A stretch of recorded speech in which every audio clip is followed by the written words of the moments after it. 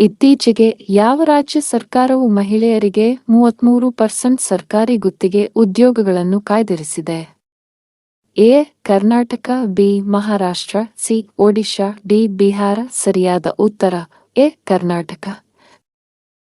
ಜೈವಿಕ ವೈವಿಧ್ಯತೆಗಾಗಿ ಅಂತಾರಾಷ್ಟ್ರೀಯ ದಿನ 2024 ದ ಥೀಮ್ ಏನು? ಎ. ಯೋಜನೆಯ ಭಾಗವಾಗಿರಿ, ಬಿ. ನಾವು ಪರಿಹಾರದ ಭಾಗವಾಗಿದ್ದೇವೆ, ಸಿ. ಒಪ್ಪಂದದಿಂದ ಕ್ರಿಯೆಯವರೆಗೆ ಜೀವವೈವಿಧ್ಯತೆಯನ್ನು ಮರಳಿ ನಿರ್ಮಿಸಿ, ಡಿ. ಎಲ್ಲಾ ಜೀವಗಳಿಗೆ ಹಂಚಿಕೆಯ ಭವಿಷ್ಯವನ್ನು ನಿರ್ಮಿಸುವುದು. ಸರಿಯಾದ ಉತ್ತರ ಎ. ಯೋಜನೆಯ ಭಾಗವಾಗಿರಿ.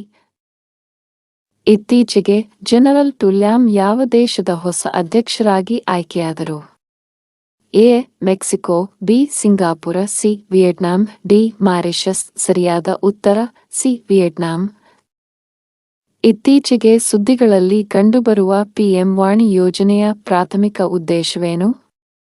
ಎ. ವಿದ್ಯಾರ್ಥಿಗಳಿಗೆ ಉಚಿತ ಲ್ಯಾಪ್ಟಾಪ್ಗಳನ್ನು ಒದಗಿಸಲು, ಬಿ. ಗ್ರಾಮೀಣ ಮತ್ತು ದೂರದ ಪ್ರದೇಶಗಳಿಗೆ ಕೈಗೆಟುಕುವ ಮತ್ತು ಹೆಚ್ಚಿನ ವೇಗದ ಇಂಟರ್ನೆಟ್ ಸಂಪರ್ಕವನ್ನು ಒದಗಿಸಲು, ಸಿ. ನಗರ ಪ್ರದೇಶಗಳಲ್ಲಿ ಮೊಬೈಲ್ ನೆಟ್ವರ್ಕ್ ವ್ಯಾಪ್ತಿಯನ್ನು ಸುಧಾರಿಸಲು, ಡಿ. ಡಿಜಿಟಲ್ ಪಾವತಿ ವ್ಯವಸ್ಥೆಗಳನ್ನು ಉತ್ತೇಜಿಸಲು. ಸರಿಯಾದ ಉತ್ತರ ಬಿ. ಗ್ರಾಮೀಣ ಮತ್ತು ದೂರದ ಪ್ರದೇಶಗಳಿಗೆ ಕೈಗೆಟುಕುವ ಮತ್ತು ಹೆಚ್ಚಿನ ವೇಗದ ಇಂಟರ್ನೆಟ್ ಸಂಪರ್ಕವನ್ನು ಒದಗಿಸಲು.